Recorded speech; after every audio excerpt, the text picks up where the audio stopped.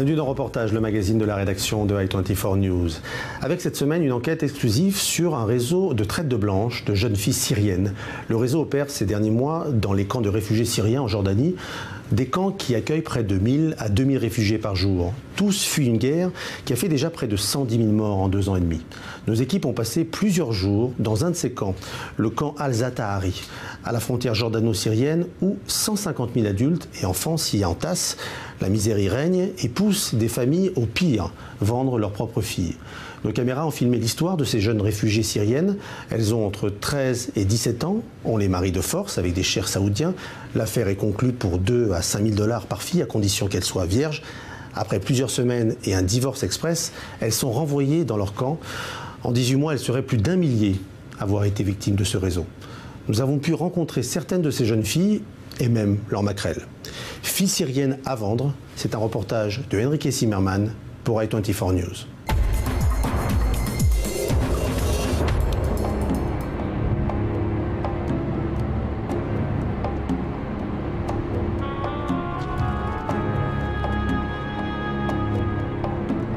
Nous sommes au nord du royaume de Jordanie, à quelques kilomètres de la frontière syrienne, et nous arrivons dans le camp de réfugiés d'Al-Zatahari, le deuxième plus grand au monde.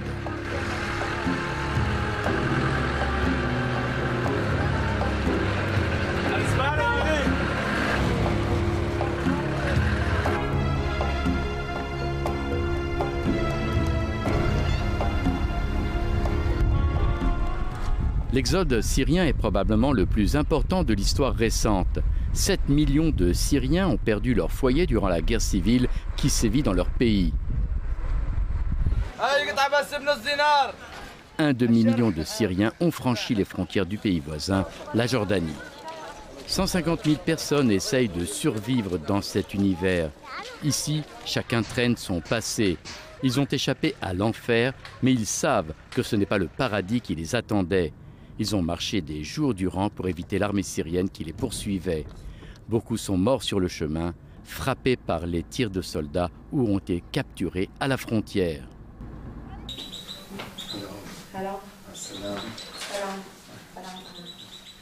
D'autres restent prisonniers de leur destin. Chaque fille a sa propre histoire. Certaines sont jeunes, d'autres plus âgées. La dernière à être venue me voir était jeune. Elle avait 15 ans. Il en avait 70. Muhammad travaille en tant qu'entremetteuse.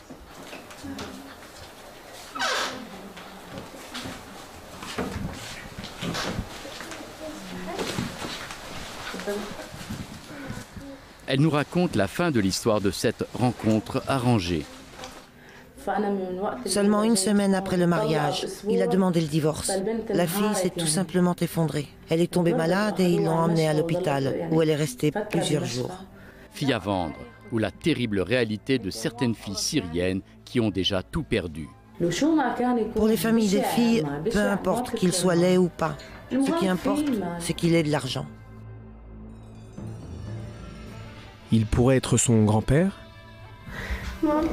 À cause de la situation à la maison, la situation de ma famille n'est pas bonne. Qu'as-tu ressenti la première fois que tu l'as vu ? Et j'ai pensé qu'il était vieux. Comment vous expliquer? Son visage était ridé et c'était difficile de le regarder.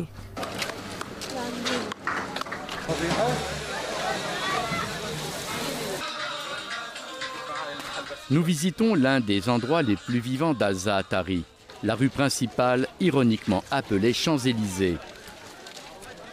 D'après la propriétaire de la boutique de mariage, entre 10 et 15 mariages ont lieu chaque mois dans le camp.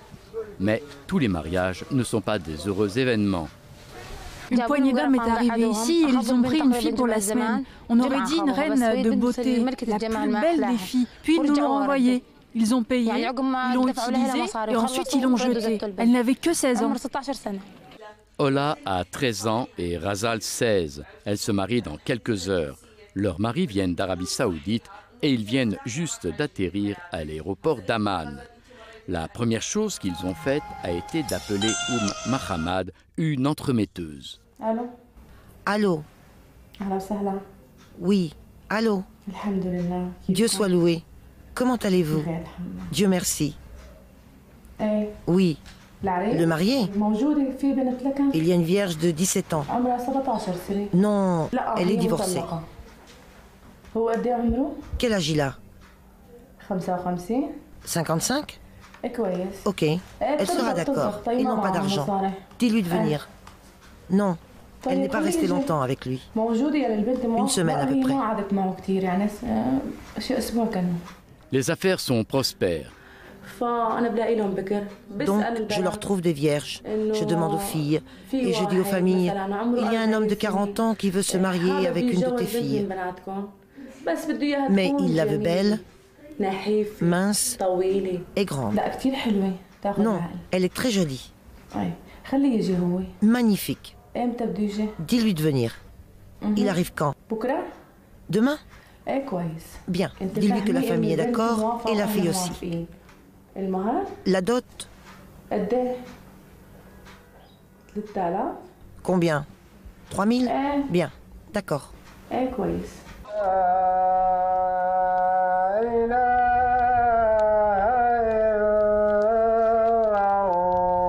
L'imam de l'une des mosquées improvisées d'Al-Zaatari est Abu Khaled. La mosquée où ils officiaient en Syrie, dans la zone de Daraa, a été complètement détruite dans les bombardements de l'armée d'Assad. Il a décidé de fuir vers la frontière avec sa femme et ses 6 enfants, entraînant avec lui les adeptes les plus fidèles de son village. Les gens vivent ici dans des conditions sordides. Il n'y a aucun moyen de subvenir à leurs besoins. On dépend de très maigres ressources qui sont insuffisantes. Les familles sont accablées, beaucoup sont endeuillés. Ces pauvres gens ont perdu leurs enfants, leurs parents, leurs maisons. De riches hommes saoudiens, mais aussi originaires d'autres régions du Golfe, tournent dans le camp officiellement pour faire des dons, mais ils cachent leurs vraies intentions. L'un d'eux a repéré Razal, une jolie jeune fille de 15 ans. Il propose $3000 pour l'épouser. Les membres de la famille ont d'abord refusé, mais il a réussi à les convaincre en amenant avec lui son propre imam pour rendre le mariage légal. Ayant désespérément besoin d'argent, ils ont fini par accepter. Il est venu soi-disant pour se faire une idée de la situation à la maison et nous donner de l'argent. C'est comme ça qu'il s'est présenté au début. Ensuite, je me suis rendu compte qu'il cherchait une épouse et qu'il ne s'intéressait qu'aux familles ayant des filles. C'est ça que j'ai remarqué.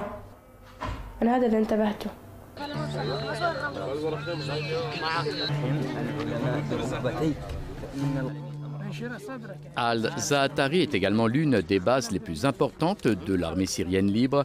Ici, il jure d'établir un régime démocratique en Syrie. Mais tous les Syriens ne sont pas prêts à subir les conditions difficiles dans le camp de réfugiés. C'est le cas de Muhammad, arrivé il y a 1 an et qui préfère être un martyr dans son pays que de mourir lentement dans le camp.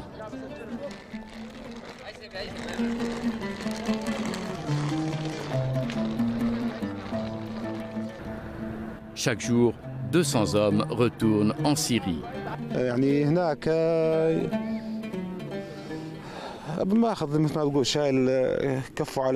repartent là-bas les mains vides. Personne ne les y oblige. L'armée libre syrienne donne une somme de $50 par mois pour chaque famille.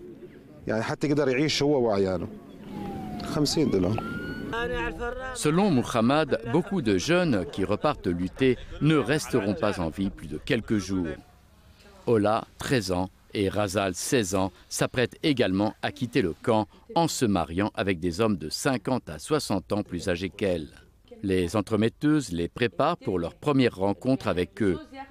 En échange de $50, les hommes sont autorisés à dévoiler les jeunes filles pour entrevoir leur visage. Après cela, l'accord est conclu avec leurs parents. Le premier mari de Razal a divorcé d'elle après 8 semaines de coups et de harcèlement.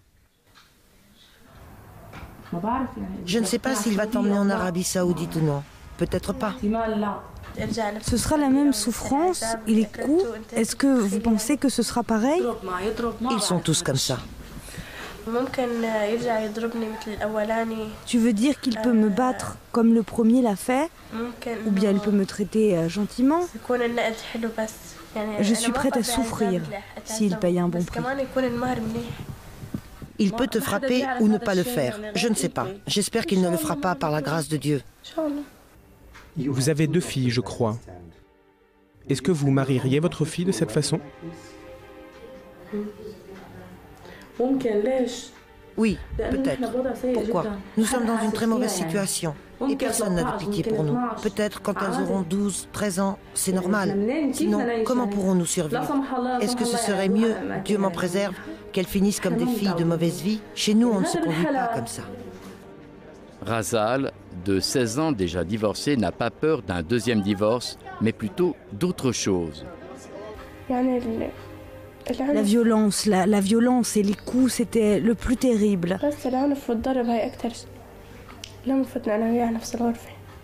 Quand nous entrions ensemble dans la chambre, c'était le pire moment de ma vie. Il essayait de m'étrangler et me battait brutalement. Il me battait avec n'importe quel objet. Il aurait pu me tuer, il s'en fichait. Ce n'est pas un être humain, pas du tout. Ça a été terrible, mais vous allez le refaire.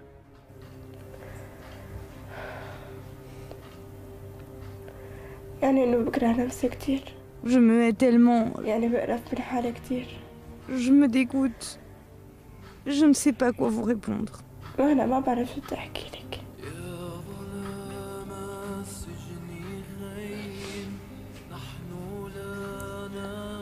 Ces jeunes filles ont échappé à la guerre civile, mais continuent de livrer leur propre guerre pour leur survie.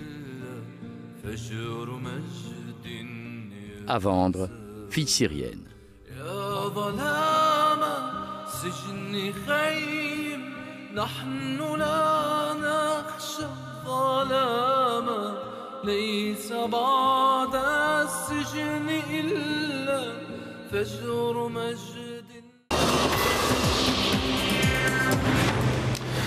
Bonsoir Enrique Zimmerman. Vous avez tourné pour nous ce reportage pour i24 News, un reportage bouleversant. Évidemment, avant d'arriver à cette question humaine, les conditions de tournage étaient compliquées, même dangereuses dans ce camp de réfugiés. C'est vrai Stéphane, c'était une sensation de Far West, de territoire sans loi vraiment. Parce qu'il n'y a pas la police, il n'y a pas l'armée. L'armée jordanienne, elle est à côté du camp, autour du camp, pour éviter qu'on puisse s'enfuir du camp, les réfugiés syriens. Et nous, on était seuls vraiment dans le camp. Et on a été attaqués quelquefois avec des gens, avec des épées par exemple, qui n'étaient pas contents quand on les filmait. C'est une situation tragique. Ils sont post-traumatique. Beaucoup de gens ont vécu la guerre pendant 2 ans et demi. Et ils sont venus à pied de la Syrie jusqu'au camp. Ils ont marché 30 km sans rien dans ses mains. Alors vraiment, c'était pas facile, mais c'était en même temps très, très intéressant de le voir. C'est un de vos reportages les plus difficiles? Oui, je crois que c'est un des reportages les plus difficiles et avec plus de tension. Et puis évidemment, beaucoup d'émotions, parce que c'est une histoire humaine incroyable. Ces jeunes filles, ça vous a touché, je crois. C'est vrai, c'est vrai. Les filles, Ola et Razal, elles ont 13 et 16 ans. Moi, j'ai une fille de 14 ans et je ne pouvais pas éviter de penser à elle tout le temps. Quand je voyais comme les filles pleuraient et me disaient « on ne veut pas être violés, on ne veut pas qu'on utilise la violence contre nous ». Et vraiment, et c'est ce qui nous attend peut-être, on ne sait pas. En quelques minutes, on a des maris qui vont venir, des hommes qui sont plus âgés, 50 ans qu'elles. Alors c'est vraiment tragique, difficile et il faut, dans cette sensation que tu as pas seulement comme professionnel, mais aussi comme père. Alors il s'agit là de mariage forcé. Évidemment, c'est une réalité qui existe ailleurs. Qu'est-ce qui fait que cette histoire est si particulière finalement? Je crois, Stéphane, que c'est le désespoir. Il faut comprendre, la tragédie syrienne, c'est une des plus grandes du monde. Ça fait déjà longtemps. Il y a 7 millions de personnes, un tiers de la population syrienne qui ont perdu ses maisons. Il y a 2 millions de personnes qui ont abandonné le pays, qui sont maintenant au Liban, en Turquie, en Jordanie, 1 demi-million de personnes. Ils n'ont rien. Ils mangent, même la nourriture qu'ils ont, c'est très limité. Ils habitent vraiment dans des conditions qui ne sont pas humaines. Et tout ça, en même temps, il y a 1000 enfants, 1000 filles de 13-14 ans qui sont mariées pour sauver ces familles, vraiment. Alors c'est une tragédie très très grande. Y a-t-il des ONG, des associations qui dénoncent tout cela?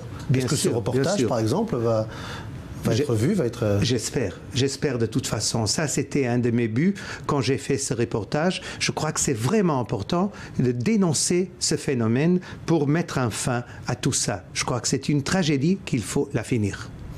Merci Enrique Zimmermann. Merci. Je vous retrouve la semaine prochaine pour un nouveau numéro de Reportage, le magazine de la rédaction de i24 News.